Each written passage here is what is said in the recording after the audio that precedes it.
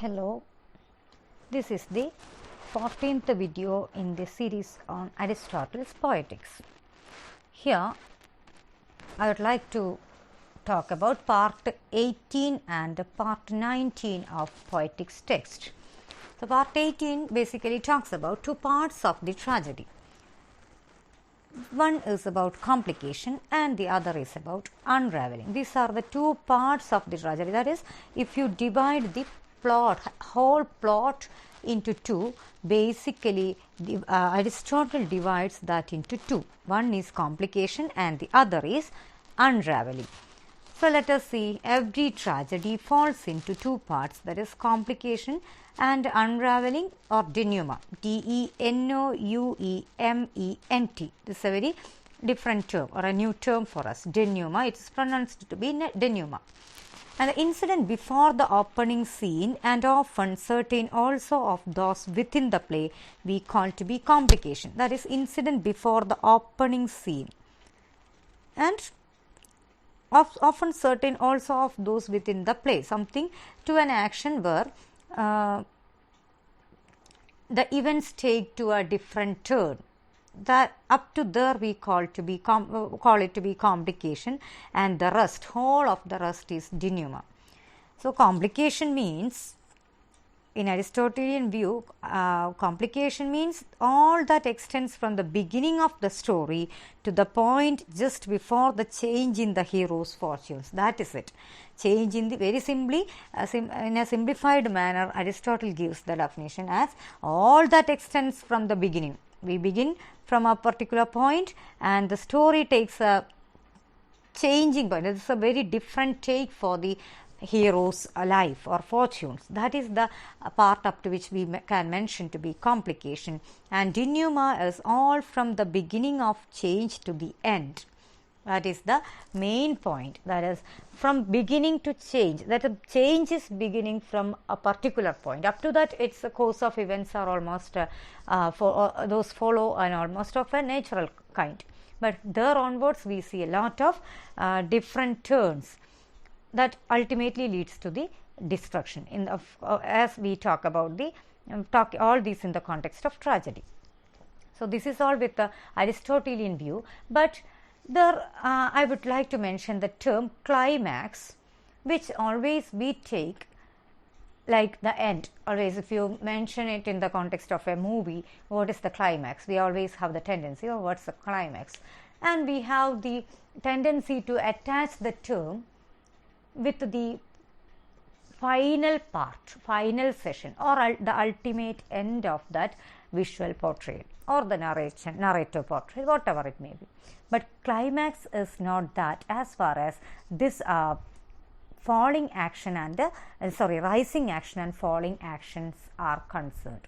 That we see in the middle between falling action and a rising action. If you point out this with these two lines, that is an upward line and then a downward line, then the falling action is referred with this upward line, and in the corner, the point at which this goes to the downward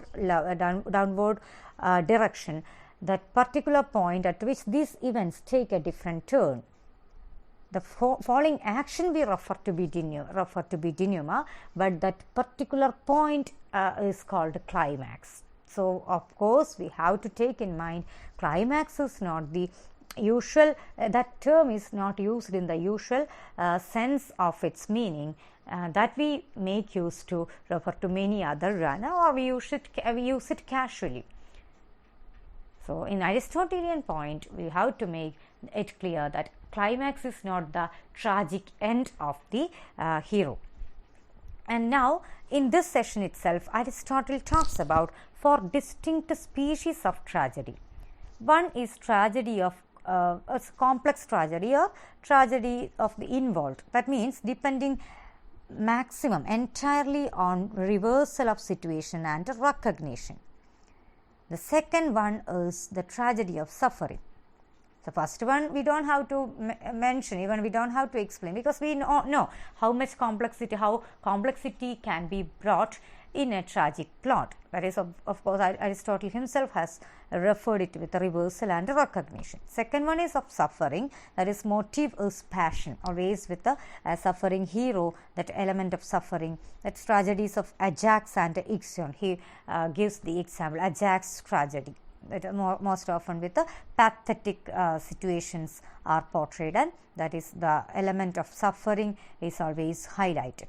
And third one is tragedy of character, that is, motive is ethical, the character always trying to project the better part of the hero.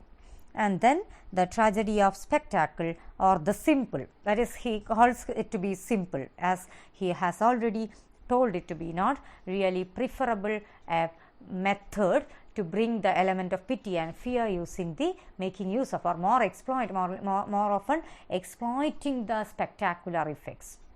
So that is of a simple kind, and he tells that that plays with the scenes laid in hates and all. Hates, it's portraying very simple scenes and all. And lastly, actually he mentions about four types. Still, it's of chorus also is given as a category. That is, but later we know how much the extent of the attempt made by many of the famous tragedians to cut short the role of chorus, to bring more action to stage later, at the later stage of its development.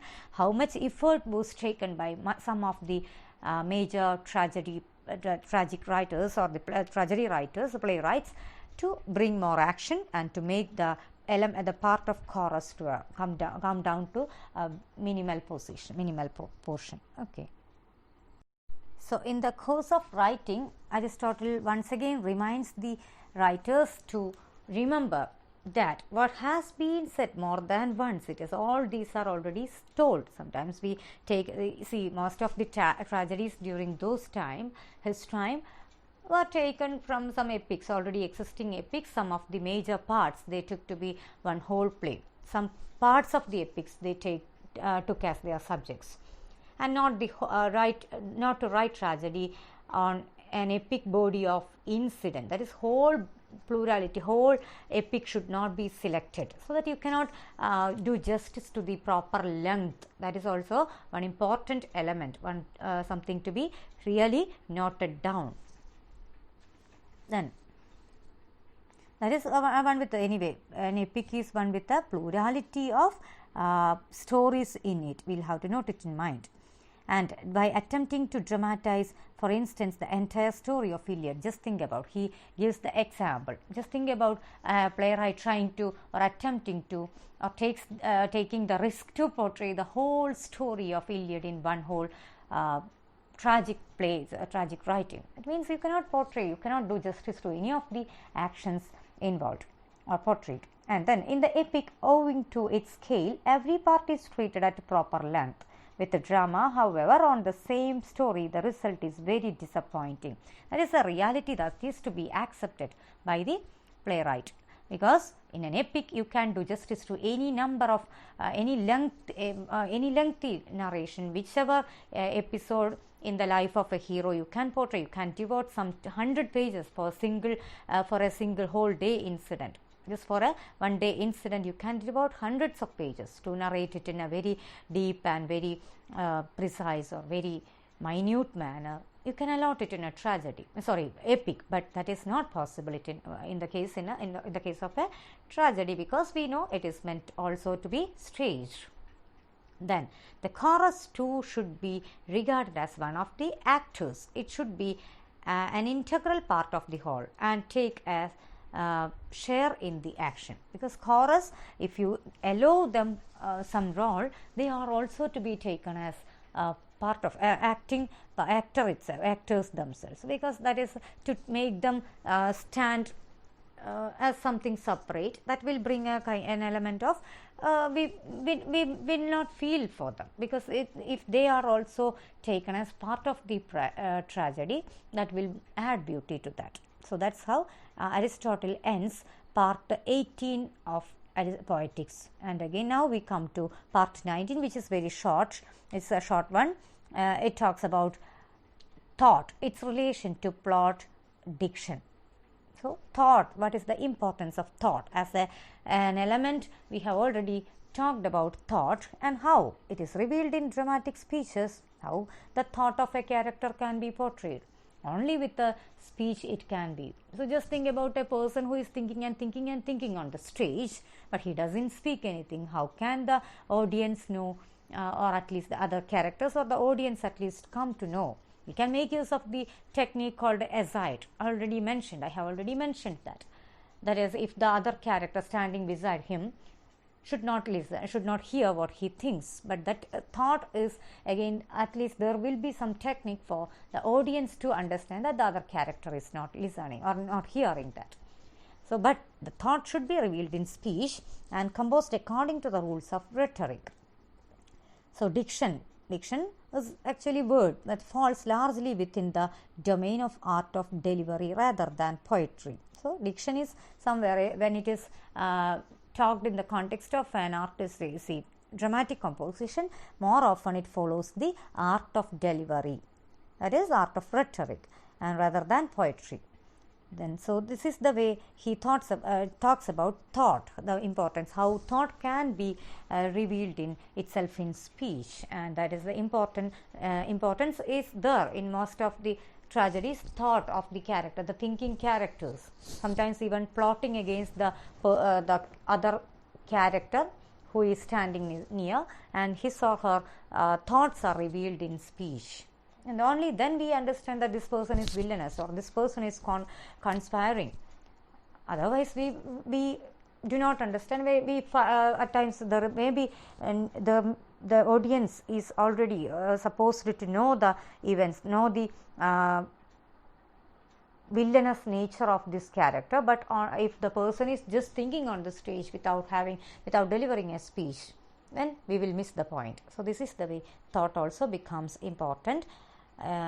So that's all with the part 19 of Poetics. Thank you.